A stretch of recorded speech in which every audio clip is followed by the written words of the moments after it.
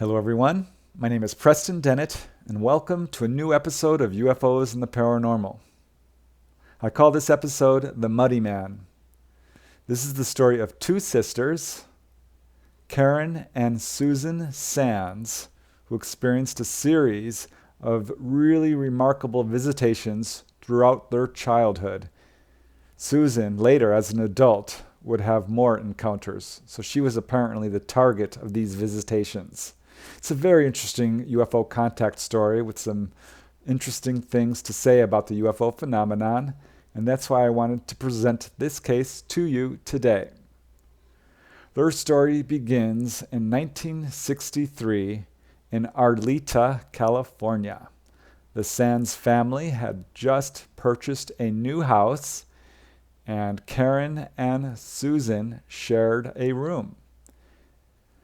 Karen was 6 years old, and Susan was only 2 years old. And it was Karen who noticed this visitation first, this strange figure coming into their bedroom.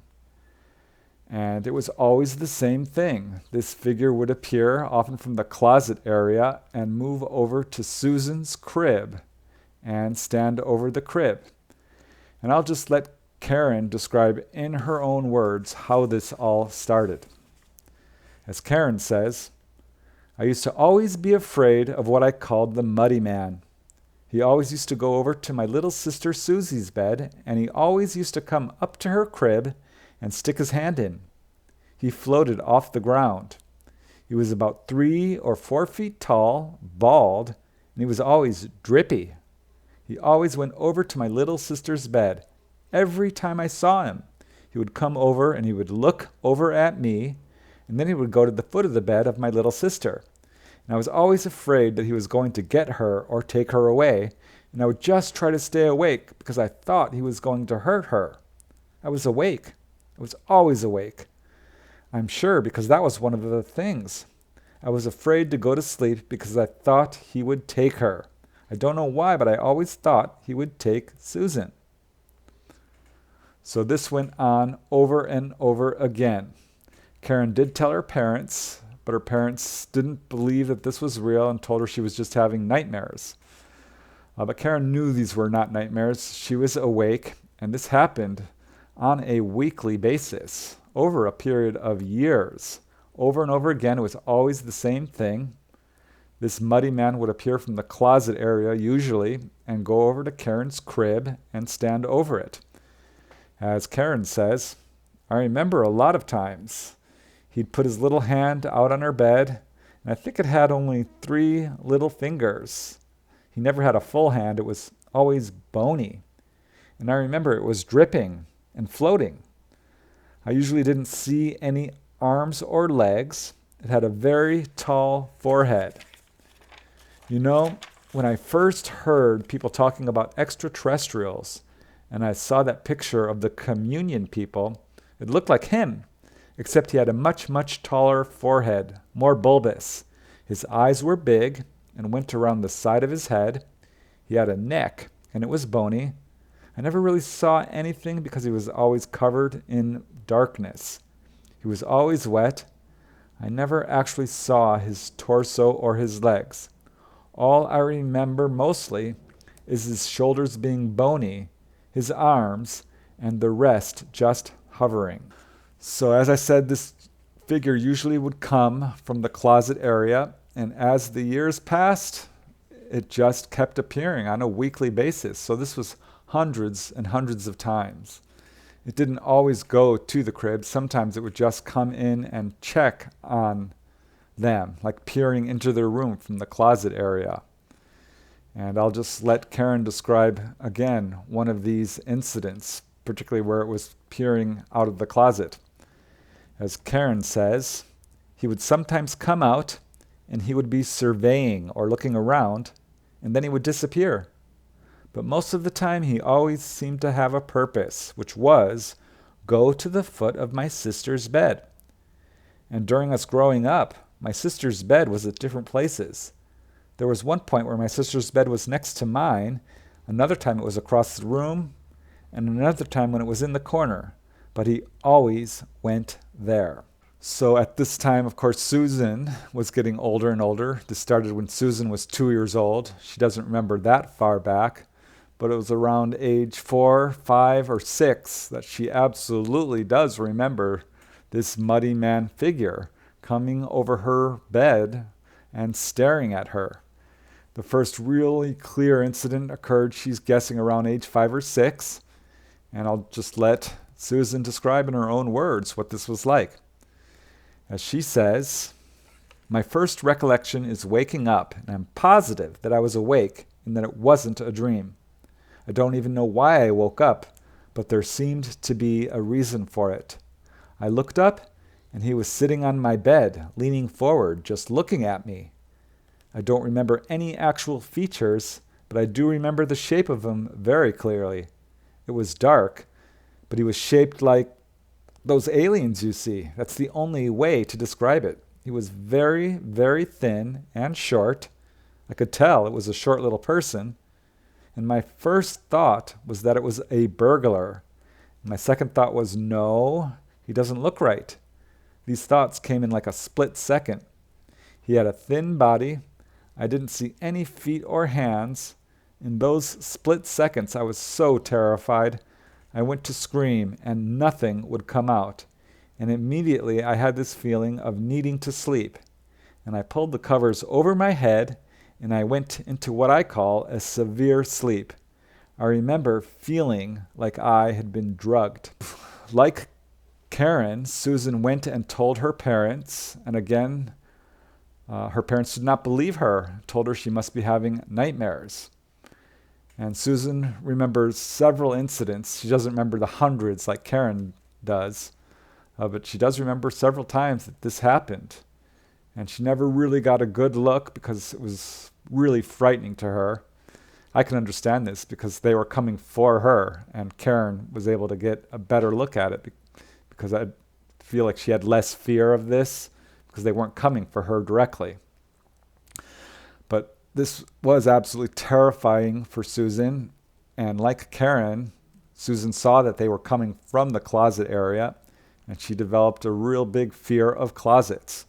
This is quite common among contactees, by the way. I'm beginning to think these ETs use closets as kind of the portal area, a good place to come in and out of, perhaps because they know they won't be disturbed in there. I don't know, but it's a feature that turns up in a lot of cases. So this continued quite a bit. One incident that Susan does remember was very strange. She doesn't even like to talk about it because it's so strange, but she did agree to tell me about it, and I'll just let her describe it in her own words.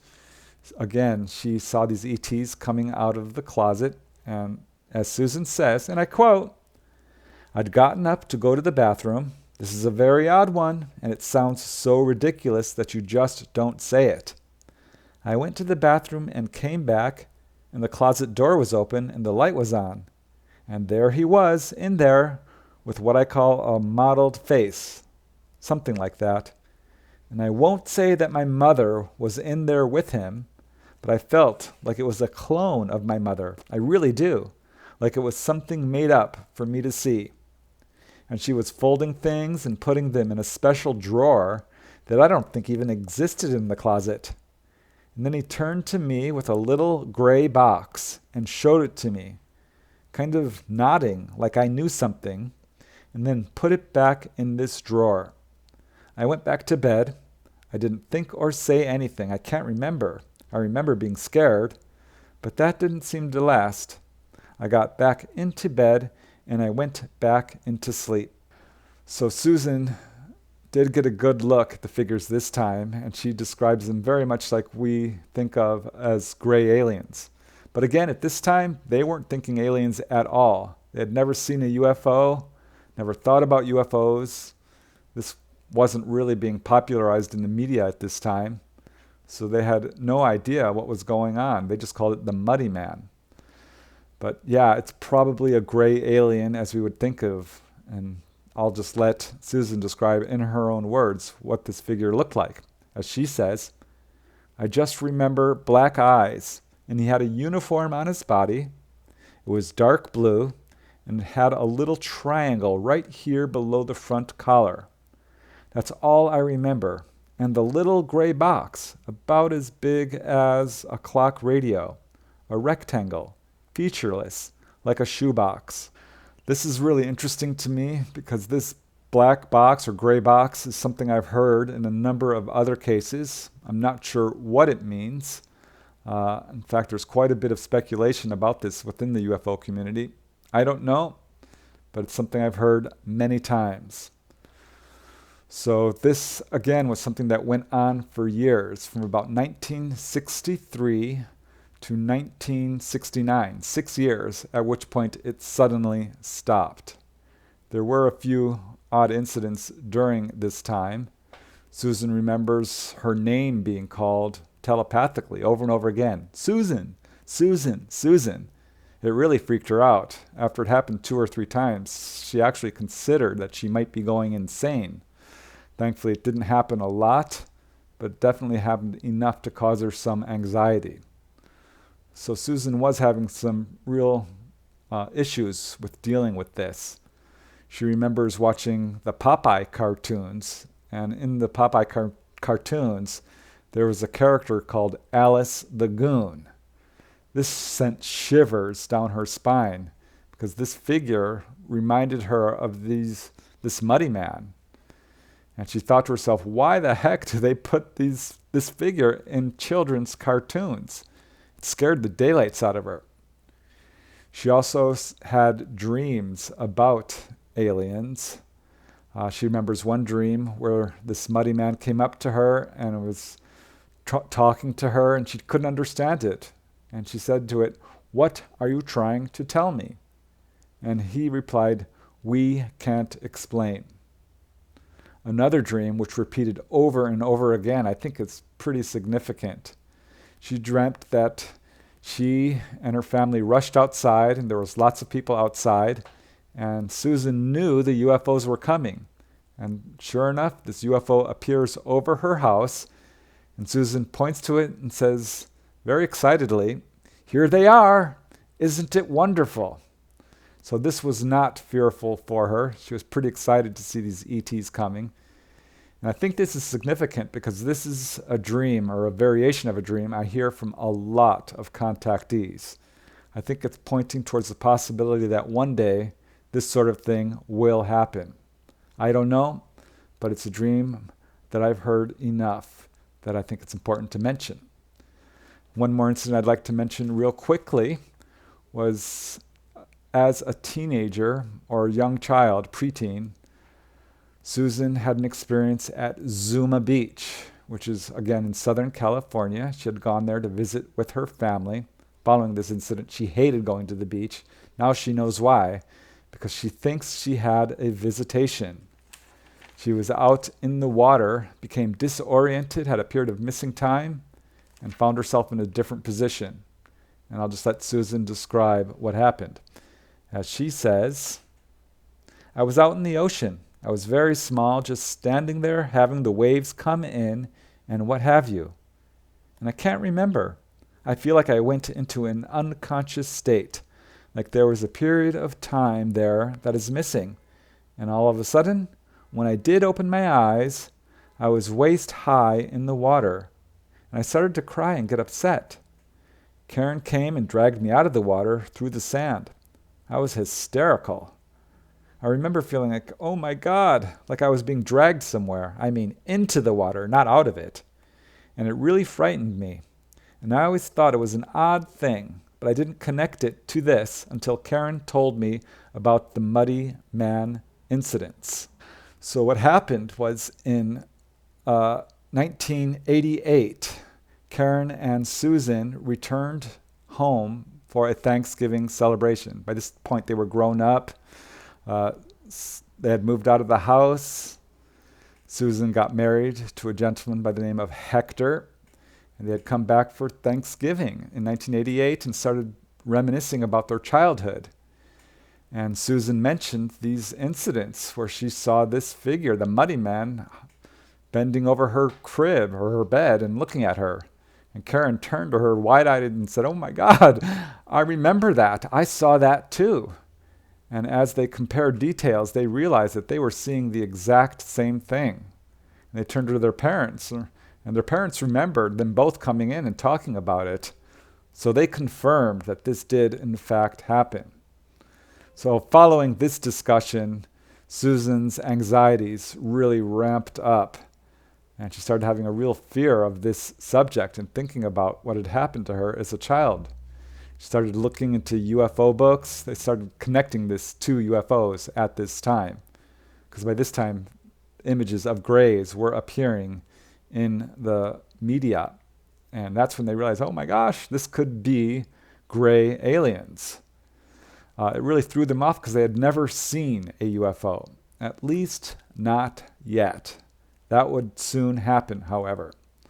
So Susan started to read books on UFOs. Well, she tried, but they were too scary, so she put them away and just tried to put this out of her life. Meanwhile, in 1991, Karen was changing her residence and decided to come back and stay at her parents' for a short period of time. And she moved back into her old room where she had seen this muddy man. And she had only been there a few days when the muddy man came back for another visit. Completely freaked her out. And again, I'll just let Karen describe this in her own words. And mind you, she's an adult now. As Karen says, I saw the same exact muddy man come out again, and I had not even thought about the muddy man or anything. I saw that shape, and I couldn't go back to sleep. I was scared. I was petrified. And I kept thinking that it was coming over and doing the exact same thing it always did. I'd sit in bed to look closer, and it would just kind of move back into the shadows. So she called up her little sister, Susan, and told her about it. Probably not a good idea because that freaked Susan out even more. And this is when Susan had another encounter. And in fact, a series of encounters. It was 1 year later in 1992. Susan was in her bedroom when her little 6-year-old daughter came running in and said, Mommy, Mommy, I just saw a little boy in my room. And Susan immediately thought back to the muddy man. And credit to her, she didn't tell her daughter it was just a nightmare. She just comforted her as best as she could. And following this, her daughter started to suffer from a series of pretty severe and unexplained nosebleeds. This is something that Susan had learned was a possible symptom of UFO close encounters.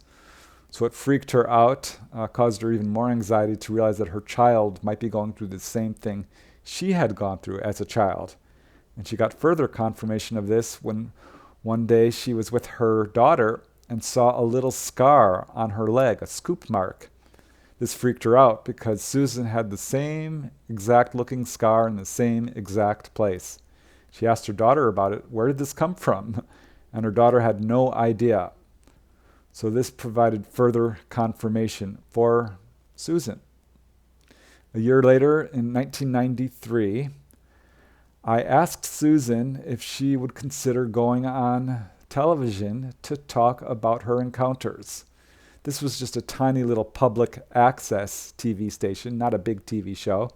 But Susan happily agreed. She wanted to talk about this and to help get over her fears. But it was just a few days before we were due to go shoot this television program when Susan called me up and said, No, I'm not doing it. I said, Why? What's wrong? And she says, Well, the Greys came and they do not want me to go on TV. So I asked her what happened, and she described a really incredible encounter. At this time, she was living in North Hollywood. It was an early morning in February. She woke up, walked into the living room. Her daughter was watching cartoons, was completely entranced, hypnotized watching these cartoons. And looking out in the backyard, Susan was shocked to see a UFO coming in for a landing. She said it was really strange because it was cylindrical shaped, vertical. It had a rounded top, a flat bottom with little fins, kind of like a rocket. And it came in for a landing.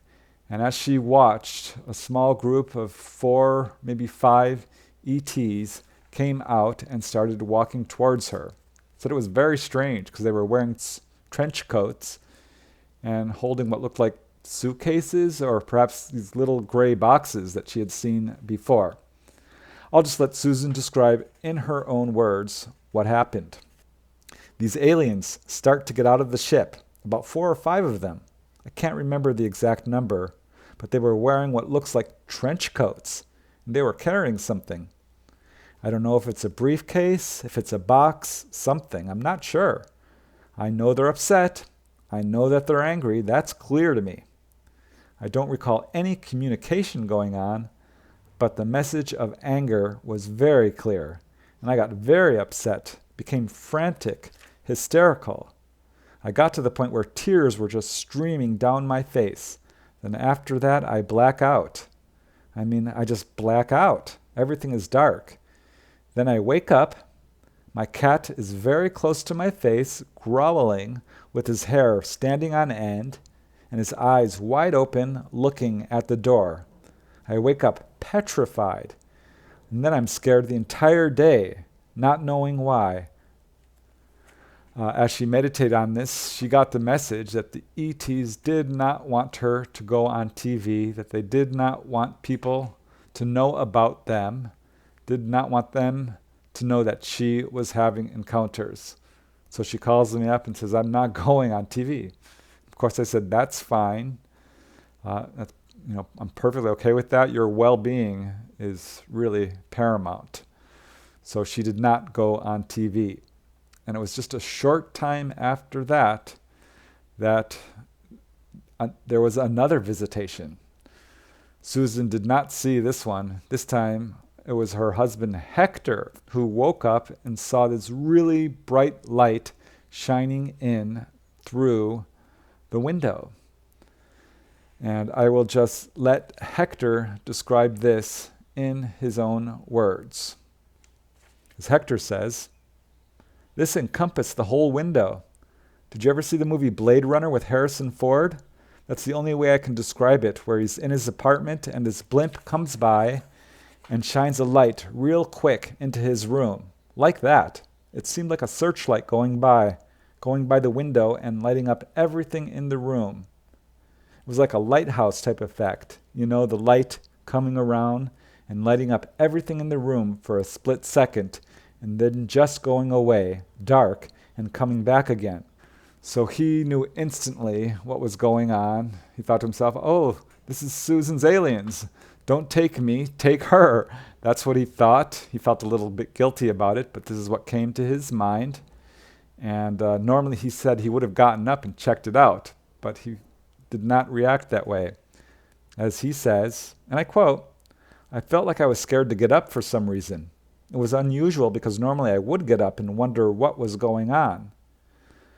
This time, it was like I was hesitant to get up, of actually taking the covers and getting out of bed, because I knew that there was something wrong. But it was okay, and I felt like I was thinking to myself, I know who it is, or saying to them, I know who you are, and I know why you're here. Just let me go back to sleep. That's kind of the feeling I had, like I didn't want to be bothered. But again, normally, I would have gotten up, like, what's going on? So Hector's reaction surprised himself. And he told his wife Susan about it, and of course she had more anxieties about it. This is not something she's happy about.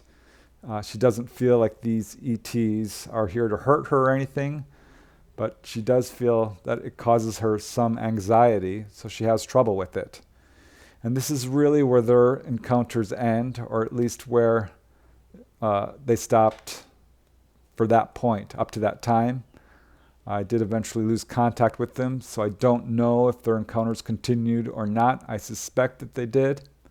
I did cover their case in my book, 1 in 40, the UFO Epidemic. And I think it's a very interesting case for a number of reasons. There's that weird black box, which turns up in so many cases. The alien dream, that's very common among contactees. I also find it interesting that these visitations went on for 6 years, and they never connected it to ETs because they had never seen a UFO. So yeah, there's some very interesting elements. One thing that they did think was significant was that their house was located right next to the Wash, the LA River. Perhaps that explains why they described this figure as being wet or drippy. I don't know. That's another unusual detail that I certainly haven't heard a lot. So yeah, it's a very interesting case with some very interesting elements to it. I hope you've enjoyed this episode. I think it has some interesting things to say about the UFO phenomena. But that's it for now. I want to thank you once again for watching. I truly appreciate it. And until next time, keep asking questions, keep searching for the truth, and most importantly, keep having fun.